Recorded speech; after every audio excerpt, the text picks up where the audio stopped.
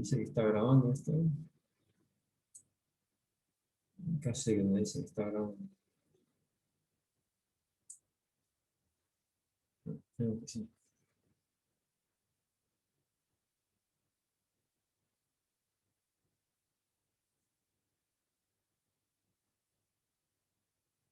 Bien. Ahora comenzamos la clase.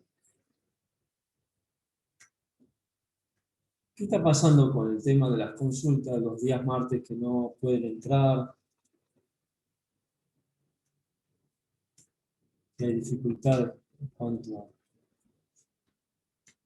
En mi caso, profe, en mi caso, en mi grupo, somos 3 en total.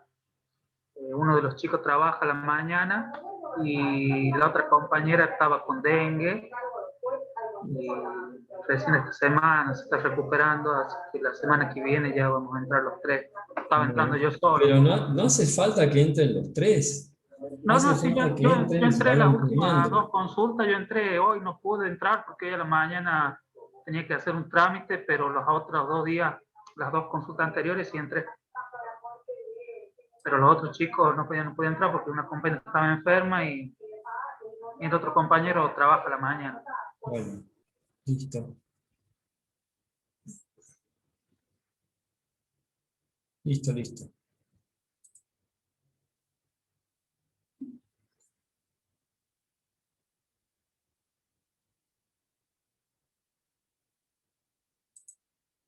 Bueno, vamos a comenzar entonces.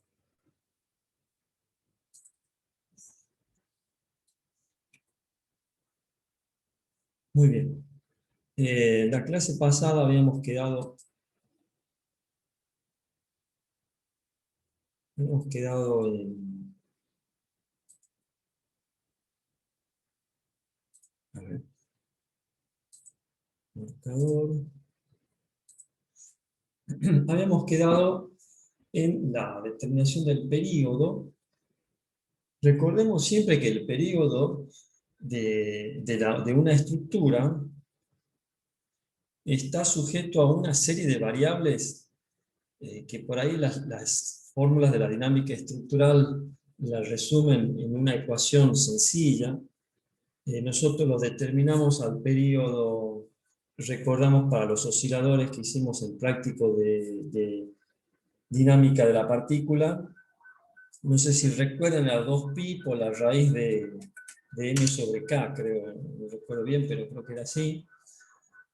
Es una fórmula sencilla donde posiblemente queden muchas variables que no están contenidas o representadas. El reglamento todavía hace una reducción mucho más importante porque dice que T sub A es igual a la altura del edificio elevado a un coeficiente. Entonces todavía, bueno, no está teniendo en cuenta la longitud del edificio, el ancho, el largo, está dejando muchas variantes y variables fuera, si es una estructura de tabiques, si es una estructura de pórticos, si es una estructura combinada. Entonces todo eso hace que esta fórmula sea una fórmula aproximada. Pero funciona bastante bien.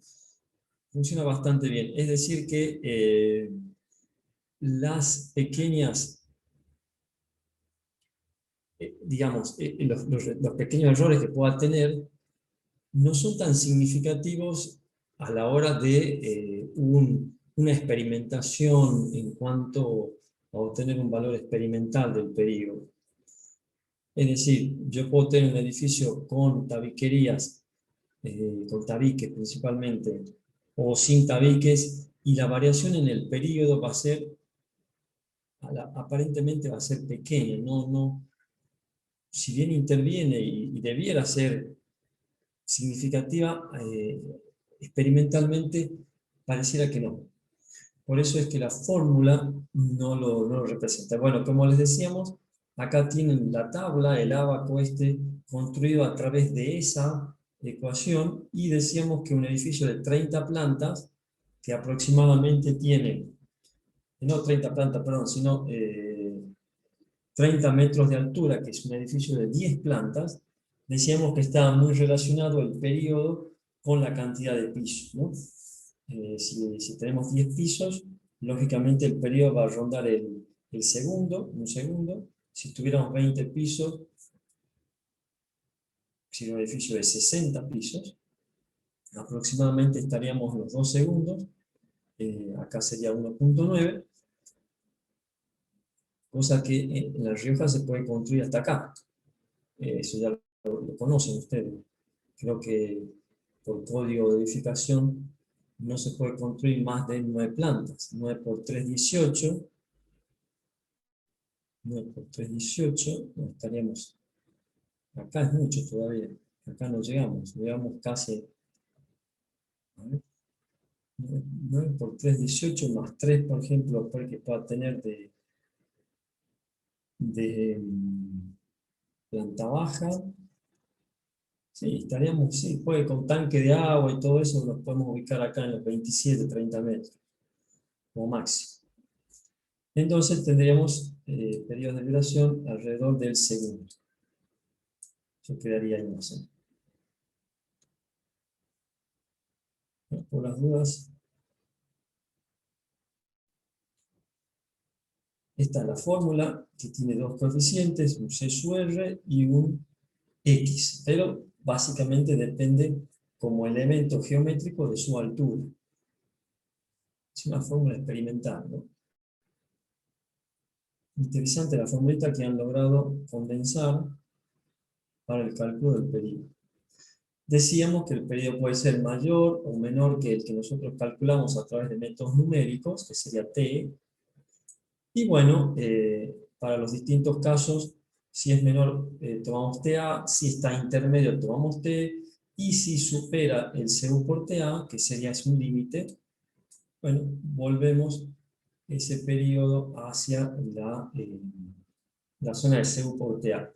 Siempre recuerden de que nosotros, a medida que nos alejamos, ¿verdad?, en la curva del espectro, a medida que nos vamos alejando a periodos más grandes, las pseudoaceleraciones van cayendo a través de la hipérbola esta. Lógicamente, la hipérbola es una relación inversa y hace que cuando una variable aumente, la otra disminuya. Muy bien.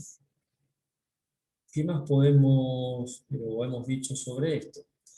Bien. La acción sísmica, nosotros vamos a considerar un peine de fuerzas laterales, actuando acá en los distintos niveles del edificio. Cada una de estas fuerzas es proporcional a lo que sería cada uno de los pesos de esta estructura. Eso ya lo saben, ya lo conocen, y lo que tenemos que determinar a través de nuestro análisis es el peso, que es lo que hablamos al principio de la clase, y el coeficiente C. Esto es la ecuación básica de Mercalli, si se quiere. Cuando le preguntaron, maestro, le preguntaron cuánto vale la acción sísmica en una estructura. Y él les dijo, pónganle un porcentaje del peso, alrededor de un 10%. Cuando ustedes calculen el coeficiente sísmico, ahora, en breve, van a ver que esos valores andan por ahí. Andan entre el 4 y el 10% del peso de la estructura. Es decir, que este señor, con una intuición tremenda, le acertó prácticamente, lo clavó, por decirlo de alguna manera, a la determinación del cortante basal, que sería la fuerza actuante en la base del edificio. Luego esa fuerza se distribuye en altura y nosotros tenemos las distintas fuerzas. Esas fuerzas van a generar un diagrama de corte y de momento y un vuelco de la estructura. Además de generar por plantas distintas rotaciones y traslaciones que la vamos a estudiar convenientemente en clases venideras. Bueno, ¿qué más podemos decir de esto? Que el coeficiente sísmico vale 2.5 S SUA por gamma R dividido en R. Todo esto ya está tabulado, ustedes lo conocen, saben de dónde ubicarlo, y con esto pueden construir o constituir este espectro. Este espectro está diseñado en 3 ramas. La primera rama es un plafón, una hipérbola y una hipérbola cuadrática, que está delineada hasta el periodo T3, el periodo T2, final del plafón, y en un segundo se mide un coeficiente C sub B que se utiliza para la construcción de la hipérbola, tanto la cuadrática como la de la rama esta inicial. Bueno, hay los coeficientes sísmicos mínimos para las distintas zonas sísmicas que están colocados aquí. Esto es muy sencillo, esto no tiene mucho problema, cero problema tiene esto. Y el coeficiente sísmico, como les decíamos, sale de estas expresiones. El SA es la ordenada o la pseudoaceleración. Para la parte comprendida entre 0 y T2 vale esta expresión, y para la parte comprendida entre T2 y T3 vale esta expresión. Acá claramente se ve la hipérbola, ¿verdad? Cuando se divide C sub B en T.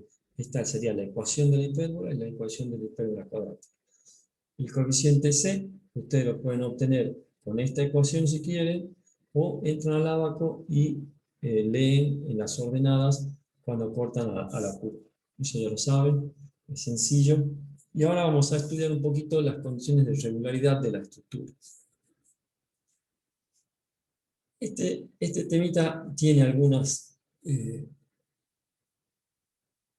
que hay que prestar un poco de atención porque es básicamente, no digo complejo, pero sí, bueno, tiene su estudio, ¿no? Bueno, estas primeras 3 condiciones que vamos a ver acá son estructuras torsionalmente regulares o con irregularidad torsional baja, cuando en todos los niveles o masas se cumple esta ecuación. La 1B será cuando ese valor está entre 1,2 y 1,4, y la 1C cuando es mayor que 1,4. Y ahora decimos qué son cada uno de estos elementos. Acá en este gráfico se puede notar a qué llamamos ABK y ABMK. Perdón, delta BK o delta MK. A ver, voy a avanzar un poquito solamente para que ustedes distingan esto, ¿no? En esta estructura,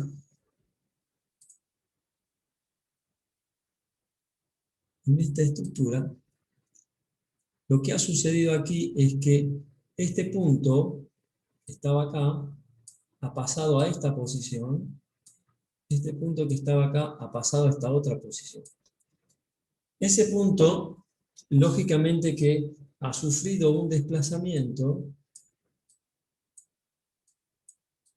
Si nosotros los medimos, delta B, si a este punto le llamamos A y a este punto le llamamos B, sería un delta B,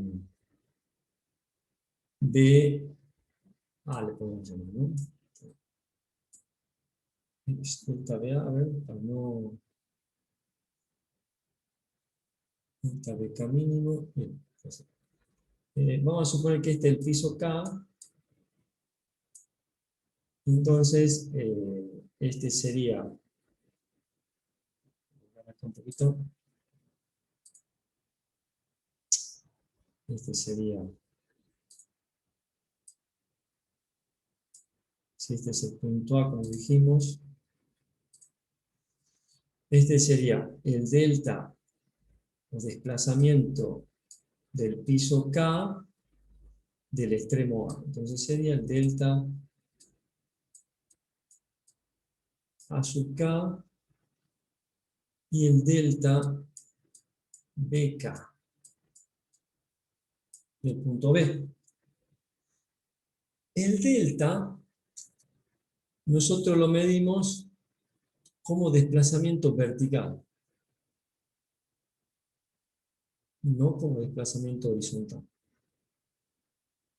sino como desplazamiento vertical. Luego vamos a evaluar entre este punto y este punto un desplazamiento medio, ¿verdad? Ese desplazamiento medio se da en el punto medio y es igual al promedio de estos dos desplazamientos. Y a ese le llamamos delta medio K, MK. Entendido eso, o dicho esto, acá está puesto como desplazamiento B mínimo y desplazamiento B máximo. Lo pueden poner así, o lo pueden poner como lo he puesto yo recién, desplazamiento del punto A y desplazamiento del punto B, es exactamente lo mismo. Lo que nos interesa a nosotros es el desplazamiento máximo respecto del desplazamiento, el desplazamiento máximo respecto del desplazamiento mínimo. Eso está expresado acá en esta ecuación, donde dice que el desplazamiento máximo dividido el desplazamiento medio tiene que ser menor de 1,2. Ustedes preguntarán algo que quizás nadie me preguntó, pero ¿cómo saco esos desplazamientos? Porque por ahí es la pregunta que cabe. ¿Tienen idea cómo salen esos desplazamientos? Esto que yo les estoy mostrando acá les puede resultar una cosa rara o de alguna manera que no la están entendiendo.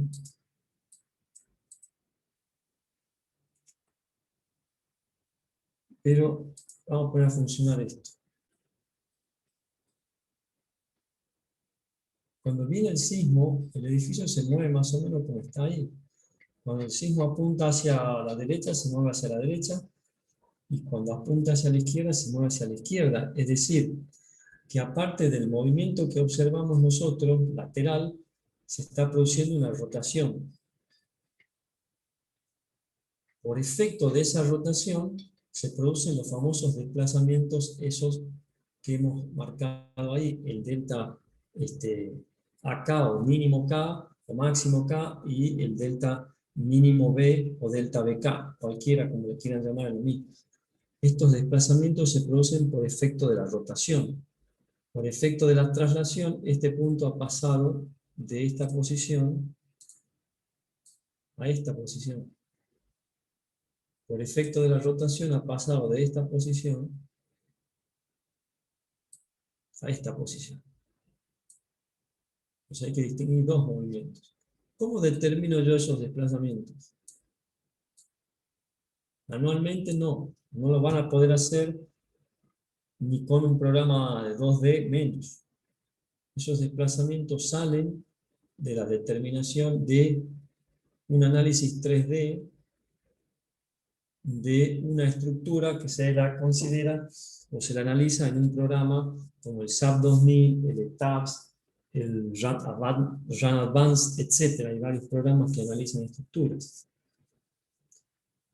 Y acá viene la otra contradicción, de que nosotros, si estamos recién diseñando el edificio, si recién estamos considerando los distintos elementos estructurales, ¿por qué nos pide que vamos al final? Porque esto ya es prácticamente el final, cuando yo determino desplazamientos. Es como que empezamos la casa por el techo en vez de empezar por los cimientos. No sé si me están entendiendo el tema este. Ustedes no van a tener los desplazamientos, pero van a tener que evaluar la regularidad en planta y en altura. En este caso estamos evaluando la regularidad en planta. Pero sin embargo, y teniendo en cuenta lo que dije anteriormente, no tengo esos desplazamientos. Hola, ¿están ahí? Sí, profe. Bueno, ¿qué les parece esto? Yo sé que ustedes no quieren contradecir nada porque son gente educada y gente amable, pero por ahí no hay que quedarse tampoco en solamente aplaudir lo que nos dicen, sino también hay que tener una opinión propia. No vamos por el pensamiento único, sino vamos por el pensamiento individual. Entonces me gustaría una opinión, para que no la clase, porque si no se hace un monólogo mío y no me gusta el monólogo.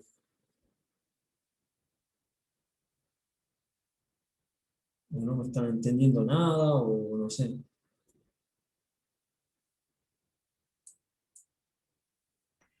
Ingeniero, no me quedó muy bien claro el tema del por qué 1,2 para que sea regular o no. Bueno, eso digamos es lo más sencillo. Ellos te están poniendo de que el desplazamiento máximo que va a aparecer acá sea menor que el 20%, o digamos, no sea, sí, sea menor o igual que el 20% del desplazamiento medio. ¿Qué te está queriendo decir con eso? De que de alguna manera te está limitando solamente a un 20% del desplazamiento. Vamos a suponer, si yo tengo acá un desplazamiento máximo, pónganle un valor ustedes chiquito en centímetros, a ver, lo hagamos al ejemplo para que salga. Díganme un desplazamiento chico, le hablo del orden de pocos centímetros. Vamos, activen muchachos, chicas. Yo tengo un punto que desplaza mínimo y un punto que desplaza máximo. Quiero valores. No importa que estén errados esos valores, los vamos corrigiendo. Vamos. 1 centímetro y 4 del otro lado. Bueno, ¿querés que lo hagamos con 1 y 4? Lo hacemos con 1 y 4. Vas a ver que ese edificio va a dar irregular. Ponemos 1 mínimo y 4 máximo. Sácame por favor el medio. ¿El medio cuánto sería? Rápido, ¿cuánto sale?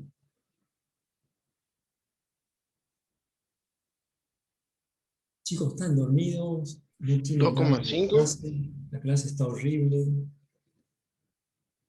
No sé qué pasa, pero me participan muy poco, muy poco.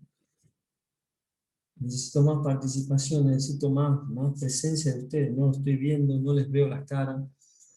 Y si no hablan, se torna difícil. ¿Cuánto da el desplazamiento medio? Vamos. ¿Qué es el promedio? Bien. 2,5, ingeniero. 2,5, bien. Y ahora hagamos la primera expresión esta que está acá. Hagamos esta expresión. Decimos que el máximo es 4, que tiene que ser menor o igual que 1,2 multiplicado por ¿cuánto? Por el máximo. ¿Cuánto era el máximo? Perdón, el 2,5. medio, No, 2,5. 2,5 en el medio, ¿no? 2,5, perdón, 2,5. Pero ya no puedo escribir el límite ahí. ¿En cuánto da eso? 3. 1,2 por 2,5 me está dando ¿cuánto? 3. 3. 4 es menor que 3. No, ingeniero. Entonces, ¿qué pasa? Tendríamos que pasar a esta condición. Vamos a probar con 1,4. Probar con 1,4. 1,4 por 2,5. ¿Cuánto da? 3,5.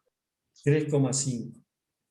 Tampoco. 3,5 es menor que 4. No. Perdón, 4 es menor que 3,5, no. Perfecto. Entonces pasamos a esta condición. Pasamos a esta condición. Donde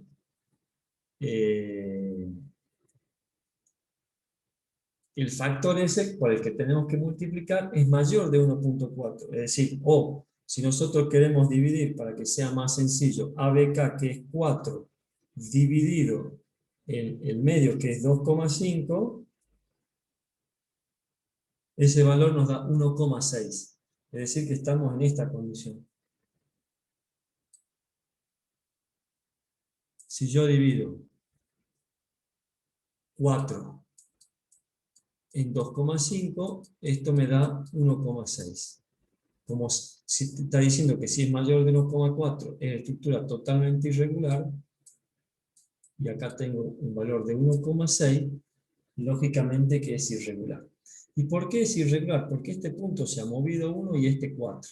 Se tienen que mover muchísimo más cerca los desplazamientos esos, ¿de acuerdo? De hecho, no son tan distantes como dio el ejemplo el compañero. Yo lo tomé para que vean de que iba a ser un edificio súper irregular. Así se trabaja con esto. Yo te doy un desplazamiento en el punto mínimo, un desplazamiento en el punto máximo, saco el medio y hago estas divisiones, muy sencillitas como ven, y veo si es menor que 1,2, menor que 1,4 o mayor que 1, o está entre 1,2 y 1,4 o mayor que 1,4. De esa manera lo califico al edificio y le pongo 1A, 1B o 1C. Después vamos a ver para qué se usa esto. Más o menos quedó claro esto de la irregularidad en planta. Sí, El profe. tema es de que ustedes no lo van a poder hacer a esto porque no tienen de estos valores. Entonces se los voy a dar yo como ejercicio, se los voy a dar como dato, para que ustedes evalúen esta irregularidad, dónde se ubica la estructura. Vamos a pasar al punto 2. Son estructuras regulares cuando los elementos resistentes de proyección sísmica son continuos en altura y el esfuerzo se mantiene en un único plano. Y si no son, lógicamente que va a pasar a ser irregular. ¿A qué se refiere cuando los elementos resistentes para la acción sísmica son continuos en altura? Va, deben un poquito que sea activo. Continuidad de las columnas, profe. Bueno, elementos resistentes, pueden ser columnas. ¿Qué más pueden ser? Tabique. Tabique, principalmente, o mamposterías tabiques. No hay más, no hay más. Entonces, ¿qué te está diciendo ahí? Señor arquitecto, señor diseñador, señor volador, porque el arquitecto, yo necesito volar, te dice mucho. El arquitecto que te dice, yo quiero volar, ponele un paracaídas, porque es probable de que termine estrellándose en el piso si es que no tiene en cuenta todas estas condiciones. Entonces, vos le vas a tener que decir, yo te voy a poner un paracaídas, y ese paracaídas es el control geométrico que vamos a ir haciendo. ¿Qué control hacemos?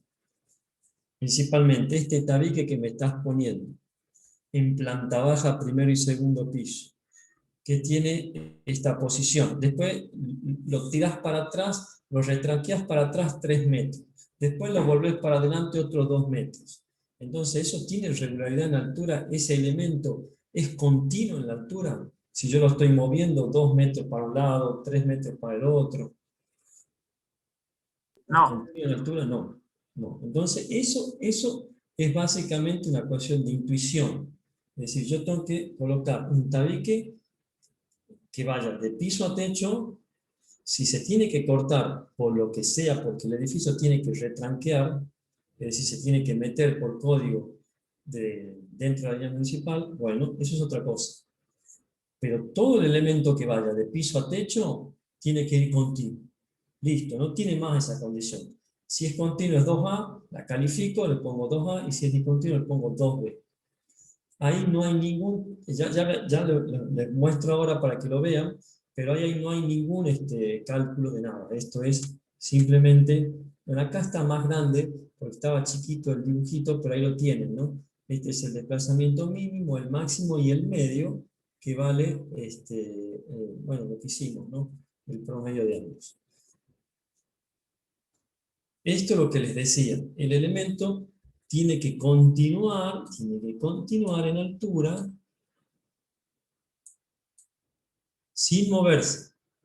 No, pero fíjate que a mí me encanta que esto se mueva, porque yo acá, porque te van a decir las miles de cuestiones filosóficas de por qué mueven esto. Perfecto, mueva eso donde usted quiera, pero en zona sísmica esa estructura va a ser irregular. Acá lo dice claramente. ¿Se entendió esto, no? No tiene más. No tiene más. Y va a ir yendo y volviendo porque necesito la tabla esta. El punto 3. Son estructuras regulares, los sistemas formados por elementos perpendiculares o simetrías dobles. ¿A qué refiere eso? ¿A las losas, ingeniero? Bien, vamos a detenernos ahí. No importa quién dijo losa, porque no lo estoy viendo. Vamos a detenernos acá. Que cuando hablamos de elementos resistentes, son estructuras regulares formadas por elementos perpendiculares con doble simetría.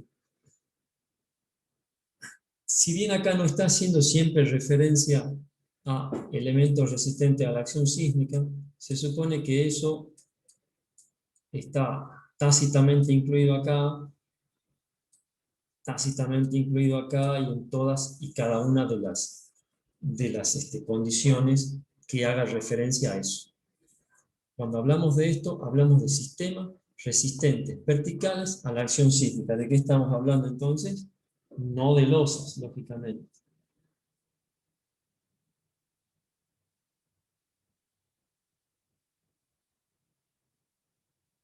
Columnas. ¿Solamente columnas? Columna y tabique de nuevo, ingeniero. Pueden ser columnas y tabique, pero cuando estamos hablando de sistemas, vos fíjate que acá hace la diferencia. Acá habla de elementos resistentes. Y acá está hablando de sistemas. Está bien, no pone resistentes, pero agréguenle la palabra sistemas resistentes. ¿De qué estamos hablando? En la estructura. Pórticos. ¿Cómo? Pórticos. Exactamente, estamos hablando de pórticos o sistemas formados por acoplamiento de pórticos y tabiques. Entonces, los sistemas son elementos perpendiculares entre sí, con doble simetría, es decir, lo que yo les dije cuando vayan a hacer el esquema estructural. Traten de compensar las inercias, traten de que tengamos las mismas inercias resistentes, tanto en una dirección como en la otra dirección. Eso está diciendo ahí. Señor arquitecto, señor ingeniero, usted quiere hacer una estructura formada solamente por pórticos en un sentido y en el otro no, está equivocado. Haga un entramado de pórticos o pórticos con tabique con un sistema de doble simetría. Doble simetría significaría, bueno, hacer pórticos simétricos en ambos sentidos, serían para estructuras cuadradas. Si son estructuras rectangulares, no va a haber doble simetría, pero sí hay elementos perpendiculares que están en una alineación y en la otra alineación.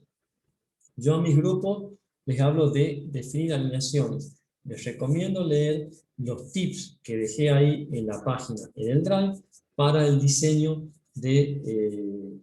estructural de cualquier tipo de edificio de arquitectura, ¿no? Entonces, ahí yo les digo, definan alineaciones en X y alineaciones en Y. Eso estoy cumpliendo la tercera condición. ¿Bien? No sé si hay alguna...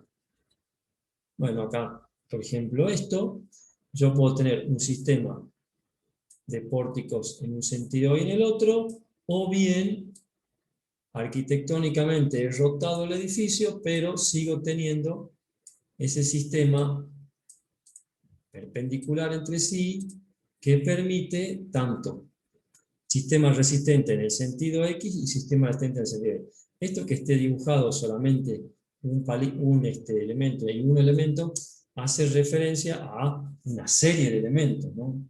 Es decir, acá tengo un sistema de pórticos, un sistema de alineaciones y otro sistema de alineaciones, tanto en uno como en otro sentido. ¿Se entiende eso, verdad? Igualmente para los pórticos que puedan estar no rotados. Estos están rotados 45 grados, estos están con un ángulo de 0 grados. Pero es lo mismo, exactamente lo mismo.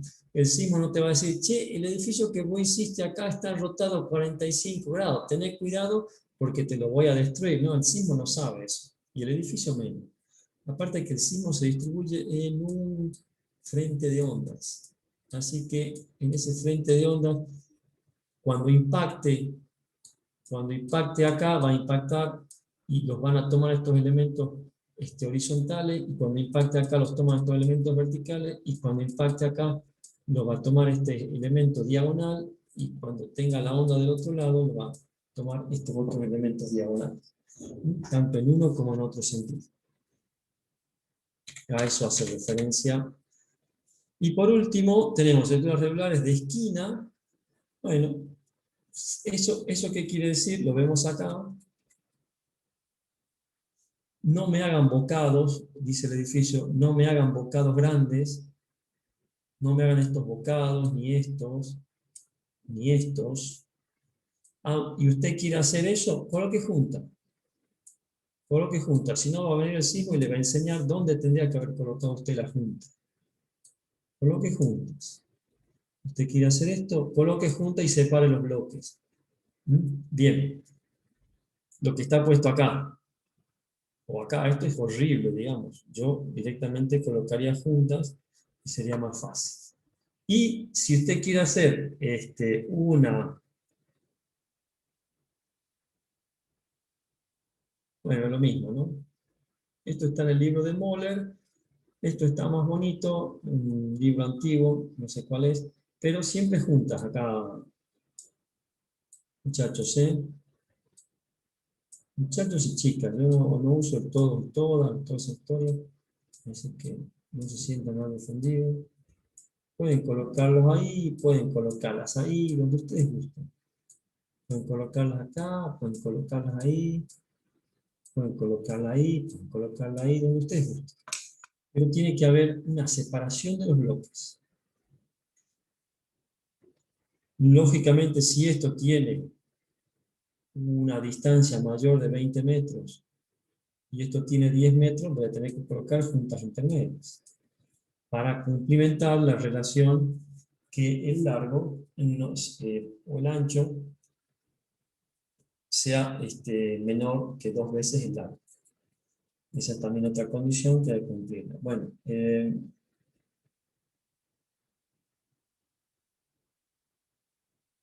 si nosotros quisiéramos, a ver, voy a dibujarlo acá, si nosotros quisiéramos hacerle un bocado a esto, bueno, no sé, nos gusta que quede así, porque acá el arquitecto quiere hacer una plaza seca y toda la historia esa, y arriba de eso quiere hacer un volado con otros elementos, no sé, lo que sea.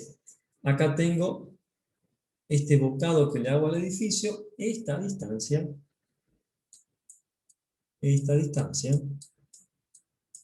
¿verdad? Dividida en esta distancia, tiene que ser menor de un 15%. Quiero ejemplos. Por ejemplo, este edificio tiene acá 20 metros,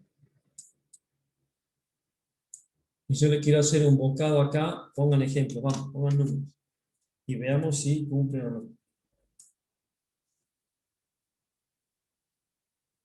3 metros, ingeniero. ¿Cuánto? ¿3? Sí, 3 dijo. Bueno, fíjese si cumple.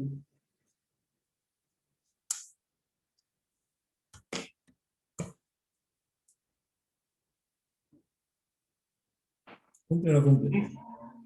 Sí. Justito da un 15%, ¿ves? No podés poner más de 3 metros. No podés poner más de 3 metros.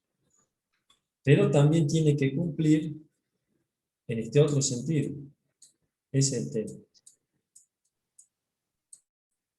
Que si vos haces 3 metros y acá tenés 10, no te está cumpliendo. ¿verdad? Porque te da 3 dividido 10, te da 0,30. Te da un 30%. Entonces tenías que poner un bocado acá y de este lado más chico. Una cosa horrible. Bueno, es preferible no hacerlo. Es preferible no hacerlo. Cuando uno entra con todo esto, los arquitectos se entran a volver locos, pero es así. Fíjate, vamos a leerlo de vuelta. Cuando la proyección de la planta se extiende más allá de la esquina entrante, una longitud menor a 15 metros. De las dimensiones en planta en las direcciones de análisis. O sea, yo tengo que analizar las dos direcciones, pero tengo que contemplar de que ese bocado no sea mayor que el 15%. Bien, y si no, son irregulares. Usted quiere hacer estructuras irregulares, listo, haga estructuras irregulares, aténgase a las consecuencias de hacer un cálculo dinámico, de hacer un cálculo más complejo, no se puede aplicar el método estático, etc. Bueno, avanzamos un poquito. Vemos las condiciones de regularidad en altura. Estas son un poquitito más complicaditas, pero ya que tienen el conocimiento de lo primero, vamos con lo segundo. Dice, son estructuras regulares con una baja de rigidez cuando en los niveles o masas se cumplen estas condiciones. Ahora, estos elementos hacen referencia a lo que ya hemos calculado. Hacen referencia a lo que hemos calculado. Pero acá no vamos a comparar con el mismo piso, sino vamos a comparar con el nivel inmediato superior. Fíjate que dice MK más 1. Bueno, si no cumple esa condición, pasamos a la siguiente y a la siguiente. Hacemos un ejemplo, vamos. Ejemplo. Tenemos este edificio. Este edificio se ha movido en la altura. Tac, tac. Estamos comparando este nivel, el nivel K, con el nivel K más 1. Acá, denme un valor, por favor, para que vamos comparando. ¿Cuánto nos dio el delta medio? Se saca, como ya lo saben, como ya lo vimos, haciendo el promedio de los desplazamientos máximos y mínimos. Denme un valor, vamos.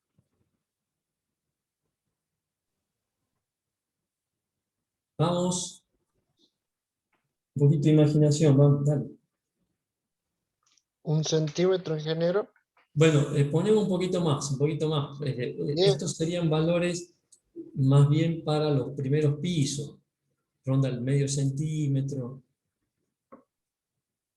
Para que ustedes tengan una idea, un edificio de 10 pisos, prácticamente en lo que sería ya un desplazamiento de fluencia, ¿no? De fluencia, digo, un desplazamiento casi último, y puede rondar los 25 centímetros. Ya el edificio ese prácticamente hay que ir a buscarlo al suelo. Pero los valores acá más o menos pueden rondar los 6, los 5 centímetros, para que se dé una idea en un edificio de 10 pisos. Estamos analizando los últimos pisos acá. Recibe un valor para acá más o menos entre 4 y 5. Ponemos 4,5, ¿vale? El otro valor, díganme ustedes. 4,5 y acá, ¿cuánto le pongo? Vamos, rápido, sí, para hacer un ejercicio. Pongan un valor grande, a ver, 7. Lo tengo que poner yo, no quiero ponerlo yo. Vamos, hagan el ejemplo, a ver cuánto da. Tengo que dividir el medio ¿verdad? En el otro. Y me tiene que dar menor que 1,4. Vamos. Vamos. Ah, que sí.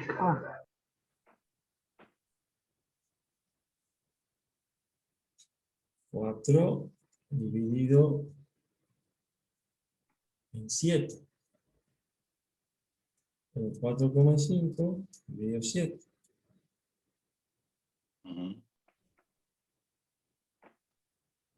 Bueno. Y eso da 0,64. 0,64 da. O sea que estaríamos por debajo del 1,4. Tenemos por debajo 1,4. A ver, pongamos algo que se vaya entonces.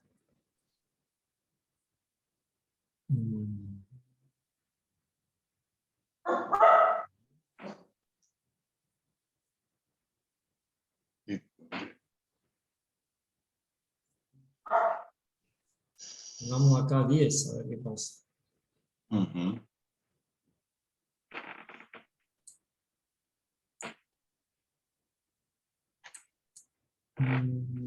Yes.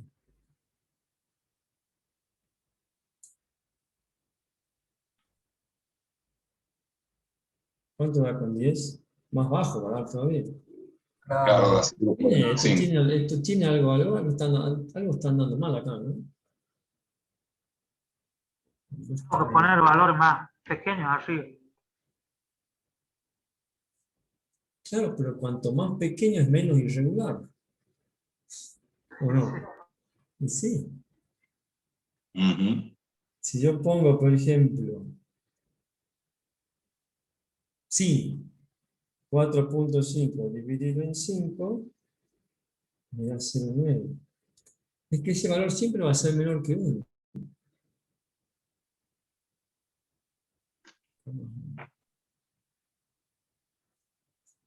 No, no.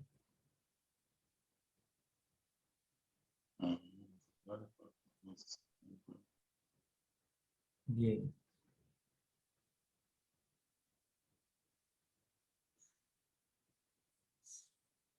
Estos desplazamientos, ojo, que yo no les dije eso, pero son desplazamientos relativos. ¿Qué significa que son relativos? Que yo tengo que ver el desplazamiento del AMK del piso -1, AMK -1, y el AMK, y restarlos. Ese va a ser el AMK del piso. Eso no les dije, pero eso va a surgir cuando les dé un ejemplo. Pero acá se ve de que, lógicamente, que tengo que ir restando los desplazamientos. Quizá ahí esté la clave, que me está faltando a mí. Sí, ahí está la clave. Bien, vamos a hacerlo a ver. Este piso le vamos a poner 3. ¿Cuánto va a ser el desplazamiento delta MK del piso este? Ahí está, ahí va a salir. Por eso que algo no andaba bien en la cosa. Y volvamos al 7 ahí que habíamos dejado.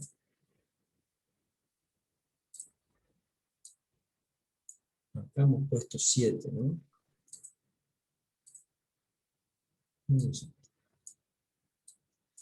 Para determinar el delta MK, tengo que restar esto, ¿verdad? Menos esto. Este va a ser el valor. Por lo tanto, ¿ese valor cuánto vale? 1,5. Exactamente. Y el de arriba sería este menos este. ¿Este valor cuánto vale? 2,5. 2,5. Ahora lo hagamos con esos valores. Y ahora tiene que funcionar.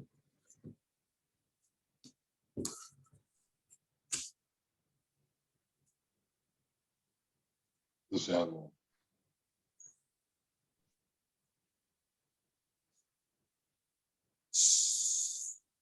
0,6 me da mi profe. No sé si está bien. Sí, quedan igual.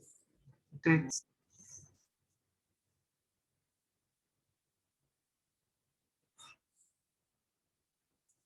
Bueno, ujú.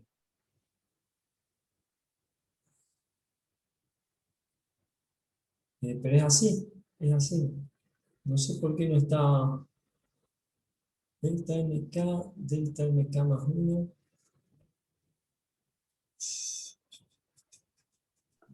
Ingeniero, ¿no se saca como sacamos hace un rato? Como la suma es el promedio. Sí, es que es así. O sea, lo que nosotros pusimos acá, 4,5, es el promedio de los desplazamientos. El 3 es el promedio del desplazamiento, pero el desplazamiento relativo es la resta de estos dos. Bien.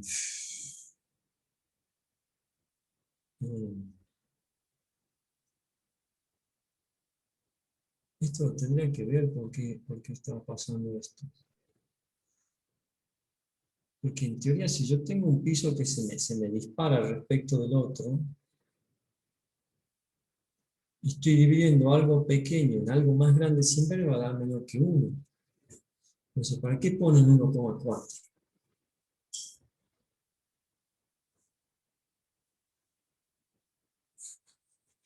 Esto cambia cuando los desplazamientos son, por ejemplo, menores o sea, estos desplazamientos relativos son menores a 1. Ahí va a cambiar totalmente, ¿verdad? Vamos a suponer que yo tenga acá, en vez de 4,5, lo hacemos con otros números. A ver, vamos a cambiar estos números a algo más pequeño. De hecho, los números son más pequeños en la realidad. Acá voy a poner yo 3,40, por ejemplo. Y acá arriba, en vez de 7, vamos a poner otro número. A ver, ¿qué número puede ser? Bueno, 4,30.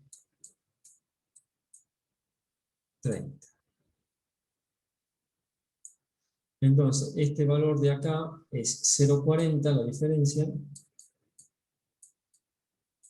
Y el piso superior, la diferencia es 0,90. 0,44 ahí, profe. ¿Cuánto da ahí?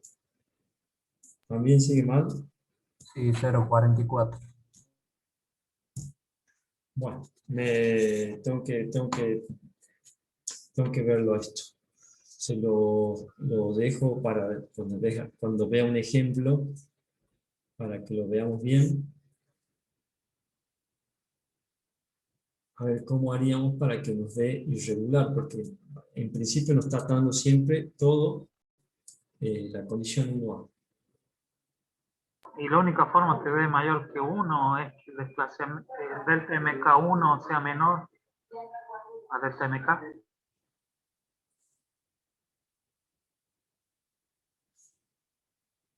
ver.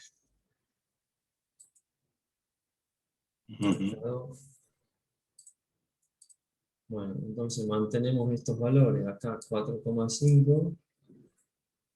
A ver. A ver, vamos a hacer el último intento. Ponemos 3, ponemos 4,2, y acá ponemos, ¿cuánto? 5, perdón. O 4,8, a ver qué, con 4,8. Ahí lo intentemos ahí. Este valor va a ser 1,2 arriba. Y abajo nos está dando 0,6. Ahí tiene que dar. Ahí da 2, profe. Ahí está, ¿ves? Ahí está.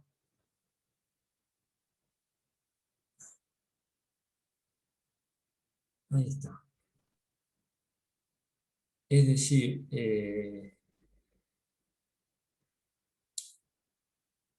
bien, la irregularidad en este caso se estaría dando entre este piso y este piso, en particular. Porque entre este y este hay poco desplazamiento. Pero bueno, ahí dio la condición 9. No, ¿cuánto dio? ¿2? Sí. Y 2. Entonces estamos en 1C. Porque haciendo la resta, la diferencia esta, nos está dando mayor que 1,7. Bueno, más o menos así funciona esto. Digo más o menos porque ustedes no tienen estos valores. Entonces lo estamos inventando por ahora. Cuando yo les dé un ejemplo, con ese ejemplo vamos a poder determinar perfectamente cuántos son los desplazamientos medios y si esto cumple la regularidad en altura, 1A, 1B o 1C.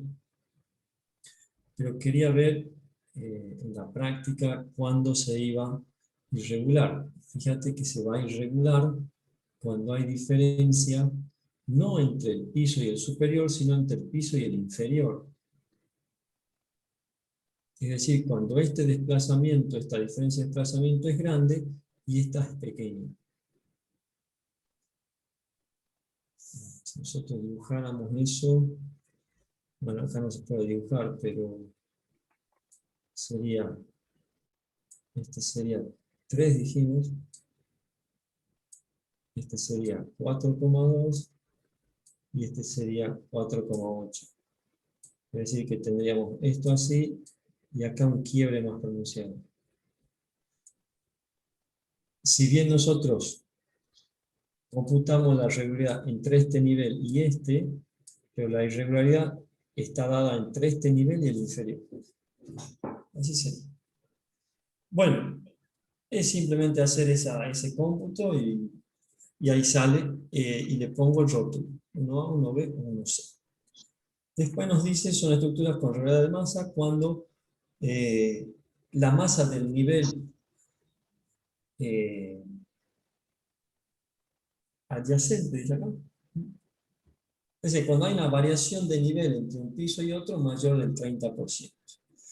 Los niveles adyacentes, sea el superior y el inferior.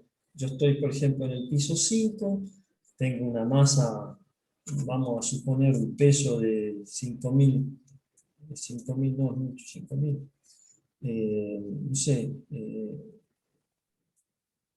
puede ser 458 kilonewton, que son 4.580 toneladas, y el nivel inferior, por ejemplo, tengo 300 kilonewton, entonces ahí me está dando casi un 50% de diferencia entre un piso y otro. Entonces ahí tengo una variación de masas mayor del 30%, por eso dice de los niveles adyacentes, superior o inferior. Eso es fácil, eso no tiene problema. Punto 3. Es una estructura geométrica cuando todos los niveles, la dimensión del sistema, eso lo vemos ahora. Esto lo que acabamos de decir, ¿no? Compruebo con los niveles superior e inferior y tiene que estar constituido entre esos valores. No menor, no mayor del 30% para el nivel superior y en el caso de como límite inferior no tiene que haber una diferencia. Te pone el 70%, pero depende cómo haga la división. Depende cómo hagas la división. Si la división la estás haciendo el nivel K dividido en el nivel K-1, y el nivel K es mayor, te va a dar un valor mayor, pero si el nivel K es menor que el nivel K-1, te va a dar un valor menor. Ese valor menor que 1 no tiene que ser menor que 0,7. Esta es lo que te está diciendo ahí. Muchachos, arquitectos queridos, si están haciendo ustedes un retranqueo por cuestión de código, porque creen que acá pueden poner una terraza para las vistas, por lo que sea, etc. Que esa distancia, por favor, no retranquee una longitud que sea superior al 30%. Es decir, si yo divido la longitud total dividido en la longitud que estoy retranqueando, que esa diferencia no sea mayor de 1.3, 30%, o en ese caso que no sea menor de 0,7. Más o menos similar a lo que veíamos en los bocados que se hacían en las esquinas entrantes de edificios que no sean mayores a un 15%. Acá esta longitud que voy a retranquear, el LK más 1, hagamos un ejemplo de esto. Vamos a suponer que acá tenemos 12 metros y retranqueamos de acá 5. ¿Cuánto nos estaría dando?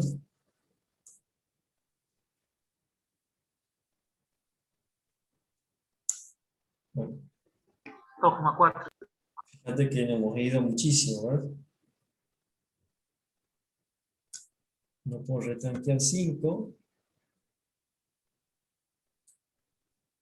Tendría que retranquear ¿cuánto? Con 3.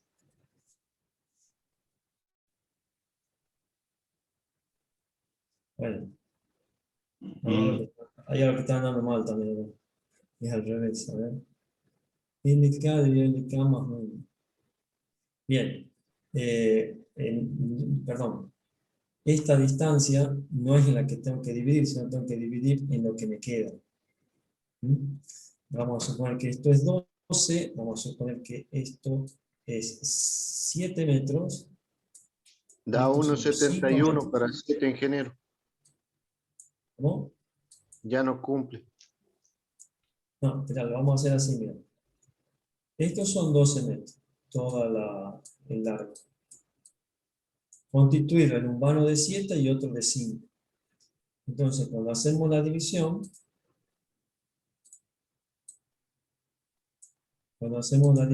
es como 12 dividido en 4. 7. Ahí hemos retranqueado 5, 12 dividido 7. Bueno, nos da 1.7. 1,71. ¿Cómo? 1.71. 1,71. Bien, no puedo retranquear los 5 metros. No puedo retranquear los 5 metros. No, pero yo quiero retranquear 5 metros porque no me gustan los 5 metros. No podés. No puedes retranquear los 5 metros. Ahora, puede que yo tenga un vano más. Puede que yo tenga un vano más acá. Hay otra cosa, ¿no? Con un vano más lo probamos, a ver qué nos da. Vamos con un vano más. Vamos con un vano más. Y le ponemos números. No sé. 5. 7. Y toda esta distancia, que era 12, ahora es 17. 17. Entonces ahora sí, decimos, che, retranqueo 5. ¿Cuánto me está quedando? 12. Entonces hago 19 dividido 12. A ver cómo estamos ahí. Ahí sí vamos a estar bien, ¿eh? 1,41, ingeniero. Uf, todavía falta.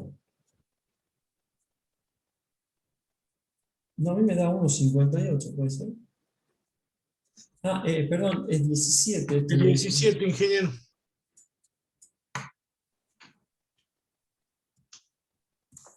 1,42, todavía falta. Entonces no puedo retranquear 5. Probemos que retranquear 4 acá. ¿No? Si retranqueo 4, esto es 17, acá me está quedando 13. Ahí tiene que dar.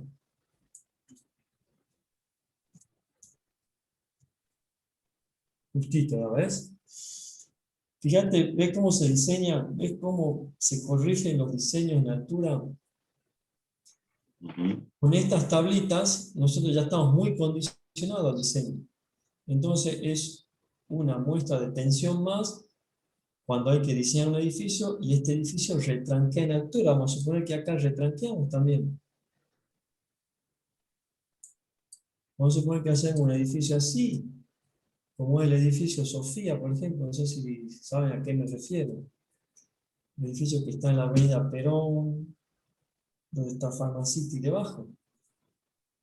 Ese edificio está como escalonado. Bueno,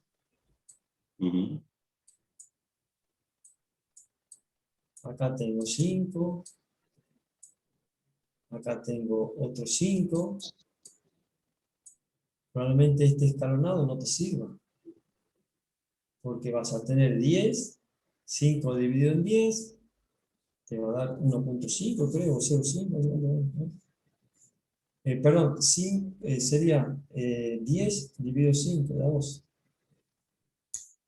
No va a cumplir. Ujú. No va a cumplir. Entonces, cuidado con los escalonados. Puedo escalonar, pero no tanto. Tendría que avanzar un poco y escalonar menos. Pero yo tengo que comprobar, tanto con el nivel izquierdo como el nivel que me queda a la derecha. Tengo que hacer la comprobación tanto para uno como para otro lado. Cuando tengo varios vanos y voy escalonando el edificio. Luego vamos a ver un ejemplo. Lo podemos ver en clase de consulta si quieren. Yo se lo subo y lo vemos en la clase que viene.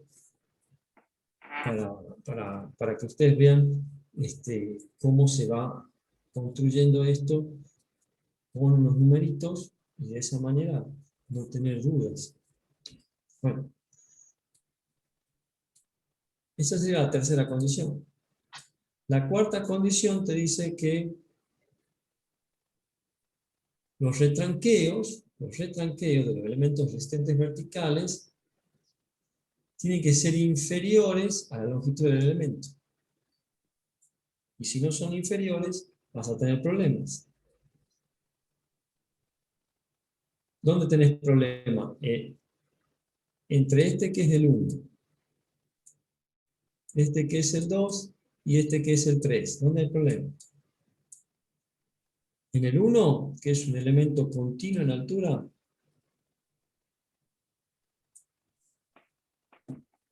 en el 2 que lo voy retranqueando, pero siempre los retranqueos están siendo menores que la longitud del elemento, o acá, donde directamente los he discontinuado, y la longitud del elemento, la longitud del retranqueo es mayor.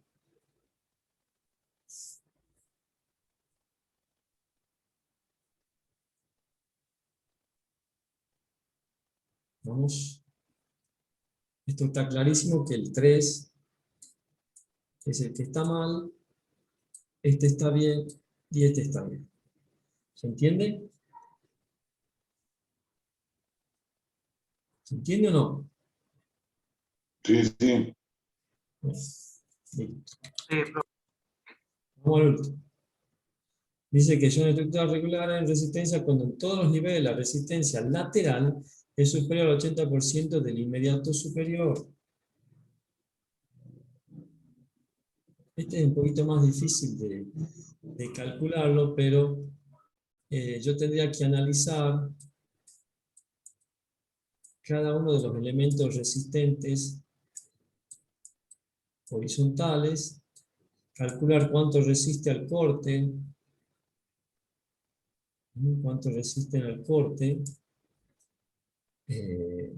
y calculo una resistencia al corte del piso.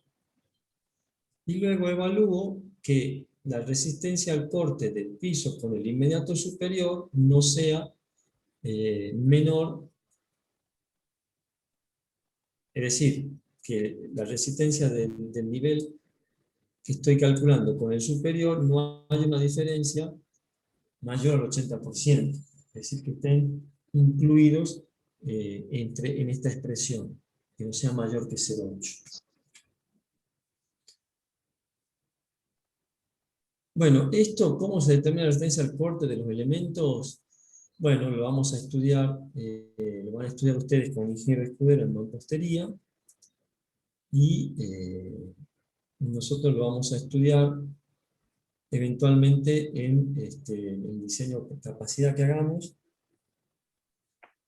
o lo vamos a determinar en las clases que vienen, quizás ahí que va a quedar un poquito más claro cómo se calcula la resistencia al corte de las columnas, de las mamposterías de los tabiques. Pero básicamente este es un tema casi exclusivo y excluyente de mamposterías encadenadas. Por supuesto que se lo hace para columnas y tabiques también. Bueno, acá terminaría la tabla. un poquito escabrosa, como han visto, tiene sus idas y sus vueltas, pero acá terminaría acá. Una vez que he apuntado ya cada una de estas condiciones y le he puesto rótulo, me vengo a esta tabla. Si yo entré acá, acá, acá, y aquí, para la condición de planta, esta es para la condición de planta, ¿no? Todo esto para planta, todo esto es para altura.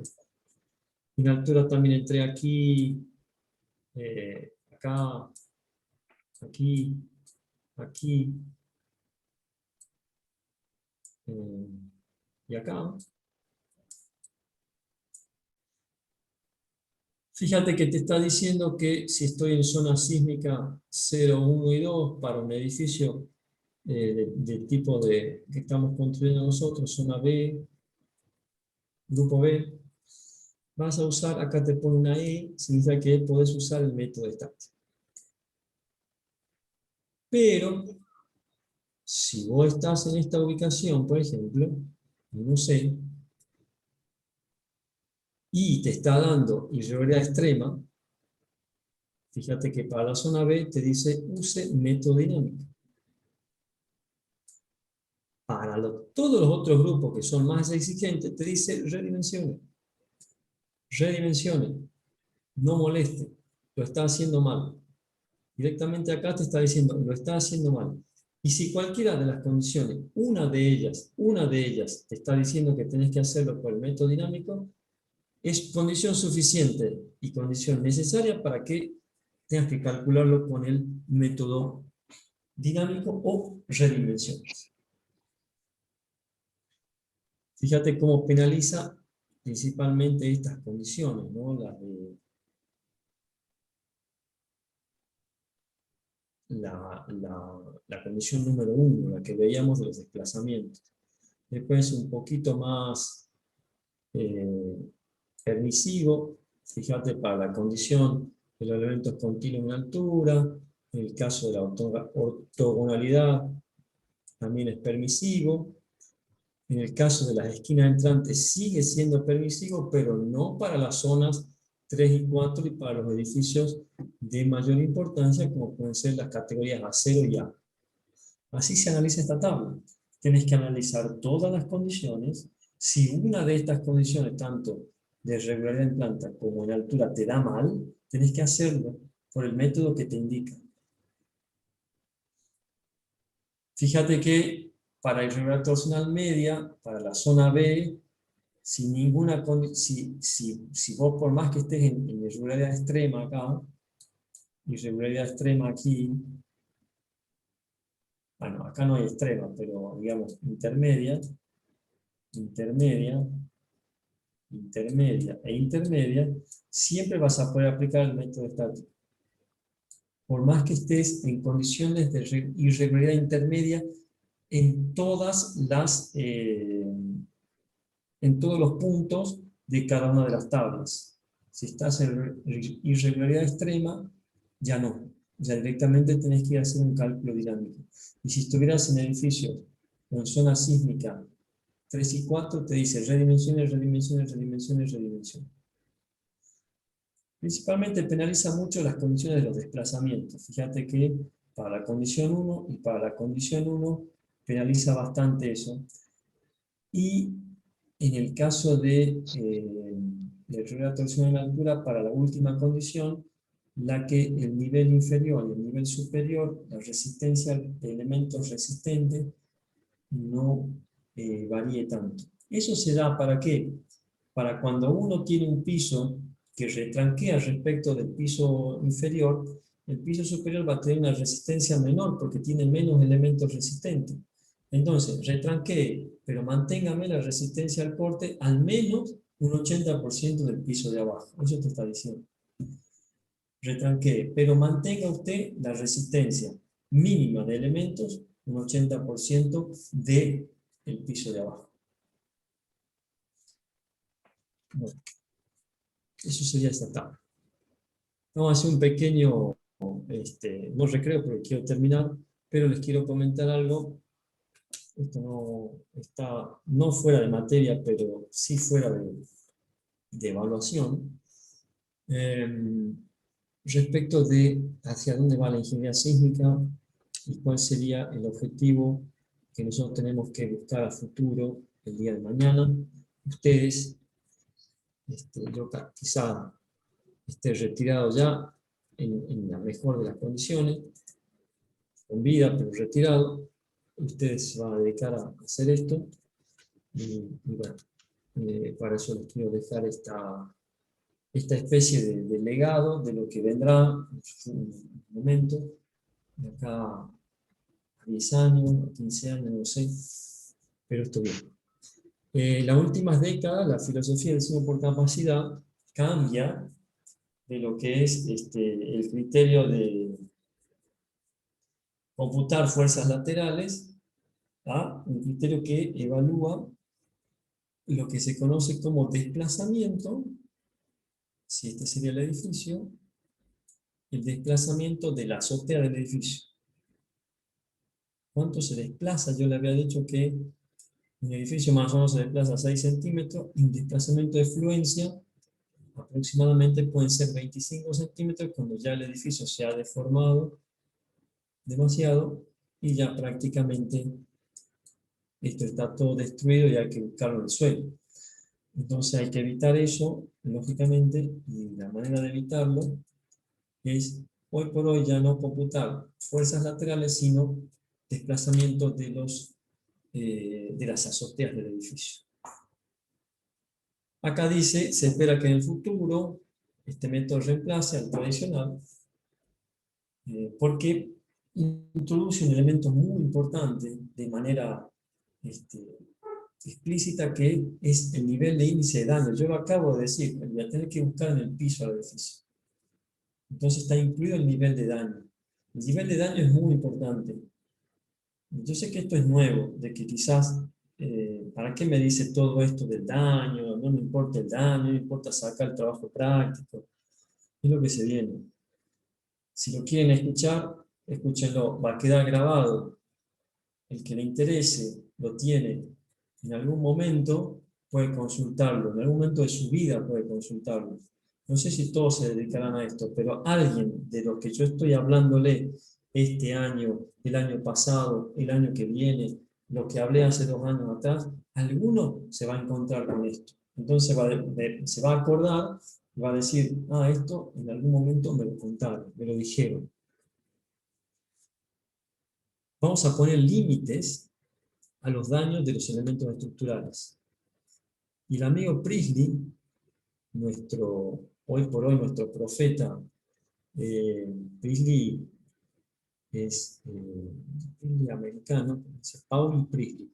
Pauli creo que es neozelandés y Priestley americano.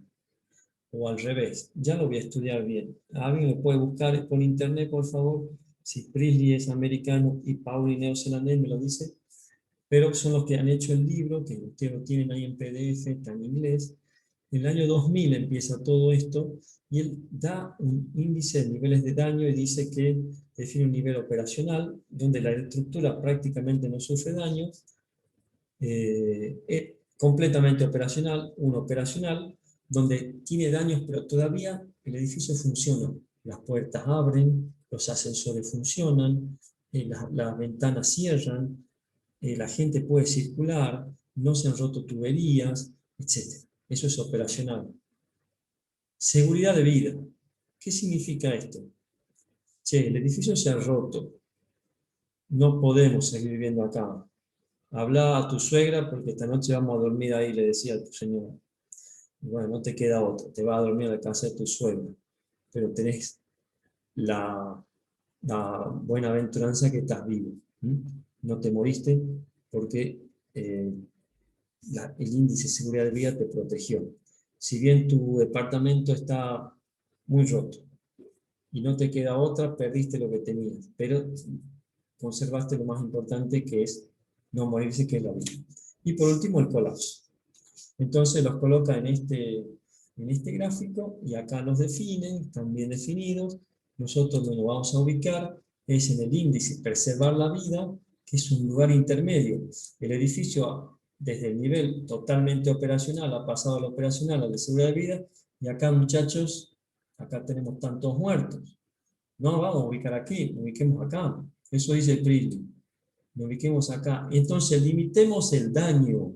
¿Cómo limitamos el daño? Limitando la deformación de la azotea del edificio. Muchacho, hace que este edificio tuyo, por favor, no se te mueva más de esta cantidad, de estos máximos para vos límites. Fíjate qué fácil que lo hacen ahora. Che, no se mueva más de eso. Porque si se mueve más, se te rompe todo, vas a tener problemas en las columnas, vas a tener colapso parciales de elementos o colapso total. Entonces, si pasamos el campo elástico, si penetramos el campo plástico, se nos formó la rótula. Qué linda la rótula, sí, qué linda. Fíjate la rótula que tienen las vigas, están todas, bueno, pero están controladas, te dice Prilly, tranquilo, sí, están rotas, están controladas, donde nosotros queríamos, donde nosotros las diseñamos, ahí se rompieron, pero están rotas, sí, están rotas, pero están controladas, no se han venido abajo. ¿Se entiende más o menos por dónde va? Nos ubicamos acá, nos ubicamos aquí. Este es el índice de preservación de vida.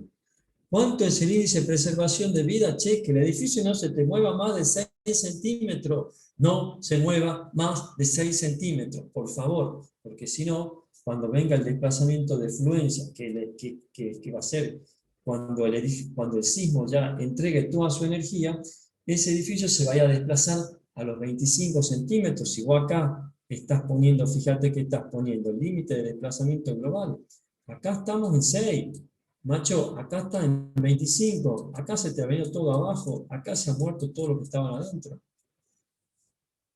¿Cómo hago? ¿Qué es el índice de seguridad de vida? Que no se desplace más de 6 centímetros, o 7, o 5, o 10, dependiendo del edificio. Yo le pongo el límite. Yo le pongo el límite. ¿De acuerdo? Así de fácil. Bueno, ¿cómo se trabaja? Las rótulas plásticas van a ir apareciendo siempre en extremos de viga. Ya vamos a ver la segunda parte del año cómo dimensionamos. Van a aparecer rótulas en arranques de columnas y pueden aparecer rótulas en cabezas de columnas. Lo que no nos pueden aparecer es que se nos rotulen acá todas estas columnas juntas, porque vamos a tener un mecanismo de piso blando. ¿Verdad? Esto ya lo conocemos. Un mecanismo de piso blando, que rotulan todas las columnas del piso y se produce un colapso por piso blando, por piso débil. Bueno. ¿Cómo se producen las rótulas? Normalmente van apareciendo las primeras rótulas en los elementos, pregunta de examen, en los elementos de los pisos inferiores. ¿Por qué? Porque los pisos inferiores tienen mayor esfuerzo de corte.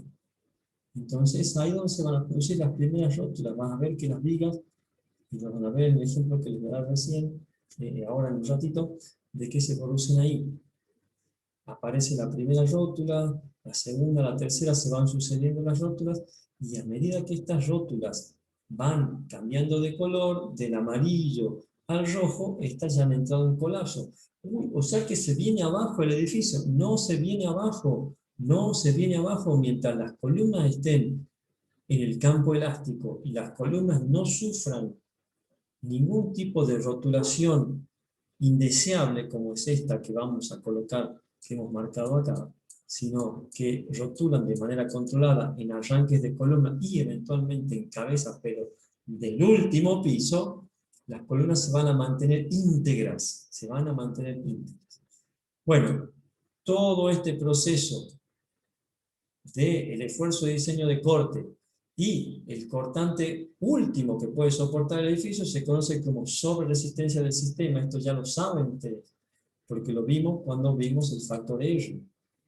Producto del reacomodamiento interno de las partículas del acero, producto de la amortiguación por histéresis, el edificio va a entregar una sobreresistencia. Esa sobreresistencia es medible, después vamos a ver cuánto vale, pero existe. Nosotros tenemos un corte de diseño, pero siempre tenemos un trabajo que va a entregar la estructura que nos va a permitir a nosotros, de alguna manera de lograr esa sobreresistencia que la vamos a computar y que al computarla va a influir mucho en los elementos verticales, principalmente en las columnas. Hoy por hoy, para el diseño por capacidad, las columnas son más robustas para poder desarrollar estas rótulas. Y para que estas rótulas entreguen después ese momento a las columnas estas tienen que ser suficientemente robustas y resistentes. Bueno, este sería un mecanismo de colapso que después vamos a estudiarlo bien, en un edificio de 6 plantas con rótulas en extremos de vigas y rótulas en arranques de columna. Se va a trabajar con lo que se conoce como curva pushover. La curva pushover no es otra cosa que esta, chicos, por la duda. Esta es una curva pushover, es una curva tensión-deformación, con la diferencia que no estamos analizando una pieza de acero ni una pieza de hormigón, sino la curva pushover hace referencia al edificio en completo, al edificio en total. Es la curva tensión-deformación del edificio. Esas curvas se construyen haciendo un análisis paso a paso, un análisis estático no lineal, por eso no entra como temario de la materia, y se van aumentando las cargas de manera monotónica, significa de manera constante, es decir, 1, 1, 1, 1, 1, ¿verdad? Entonces la carga que primero era 1, ahora después 5, la carga que era 5, después 10, pero se la va aumentando en cantidades constantes, y se llega al colapso. ¿Verdad? Y acá, a ver.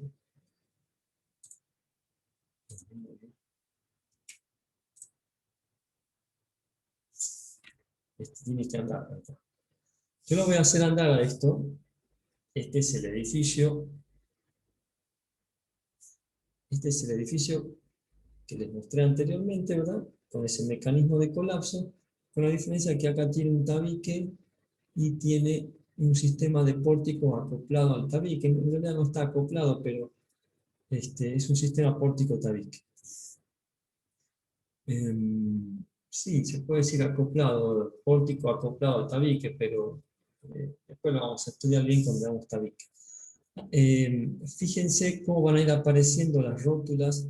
Fíjense que las primeras rótulas van a aparecer en los pisos inferiores. Esas rótulas van a ir cambiando de color. Al ir cambiando de color, van a pasar del cian al magenta, al amarillo y casi al rojo. Y vamos a medir el desplazamiento en la azotea del edificio, porque este edificio se va a mover, como se mueve el sismo, y de esa manera vamos a determinar el desplazamiento de fluencia. El desplazamiento de fluencia nos está diciendo, nos está dando una medida de hasta dónde podemos desplazarnos. Si nos ubicamos en el desplazamiento de fluencia, vamos a, lamentablemente, a tener todas las personas del edificio con serios daños, si no muertes. Nos tenemos que ubicar un rato antes en el índice de seguridad de vida. Hayan aparecido las rótulas, las primeras rótulas, después siguen apareciendo las otras. Sigue avanzando el proceso, cambian de color, pasan al azul, del azul van pasando al... Primero empieza el magenta, han pasado al cian, pasan al naranja, el naranja ya prácticamente están entrando en el colapso. El edificio va avanzando la acción sísmica, todas las rótulas prácticamente van a estar, ahí está el desplazamiento. Tienen que leerlo ahí arriba, no sé si han podido leerlo. Lo podemos parar para que lo vean. Así se mueve el edificio cuando viene el sismo. Y si no creen que se mueve así, yo les puedo mostrar un video del sismo de México del año 2015. ¿2015 fue? Sí, o 2017. 2017. Donde hay un edificio blanco que se mueve exactamente igual que este. Quería mostrarles acá, ¿ven? Los desplazamientos. Ahí.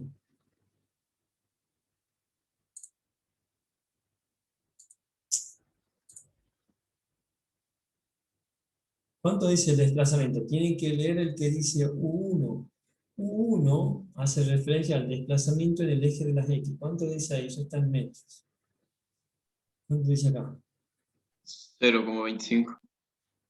Ese es el desplazamiento de fluencia para un edificio de 6 plantas. Desplazamiento de fluencia. ¿Qué significa la fluencia? Fíjate cómo están las rótulas. Fíjate el color. Este es el colapso. A esto no le está faltando nada para llegar al colapso. Nada. Nada. Es cuando todo está... Yo lo paré acá porque le puse un determinado número. Esto ya llevaba como 45 pasos. Le puedo poner 100 pasos y en 100 pasos llegarán todas estas rótulas al colapso. Pero este desplazamiento prácticamente va a variar muy poco. Vamos a suponer que varíe y llegue a 27 centímetros. Ya prácticamente en 25 tenés todas las vigas del edificio rotuladas, rotas. Cuando se dicen rotuladas, se dicen rotas. Porque las rótulas cuando trabajan desarrollan su capacidad y al desarrollar su capacidad degradan totalmente el hormigón, pero quedan íntegras, están rotas, pero no se te han caído en la cabeza, eso es lo importante. También se ha producido una rotulación importante en el arranque de este tabique, ya prácticamente está casi en colapso.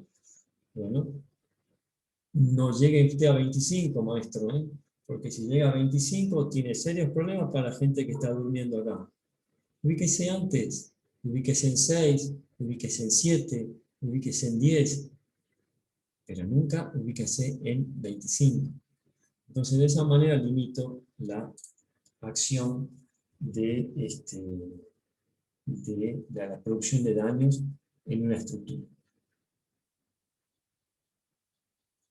Bueno, ese es el desplazamiento y es para acá por donde va la ingeniería, ¿no? No sé si han podido entender un poquito todo esto, si les ha quedado medianamente claro. Me gustaría en 2 minutos que quedan de clase, o 5 minutos, que me comenten algo, por favor, a ver, no sé, de lo que les ha quedado de esto, de que les explicaba al último.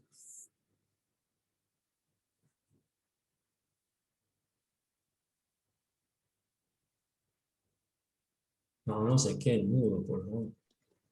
No, acá estamos.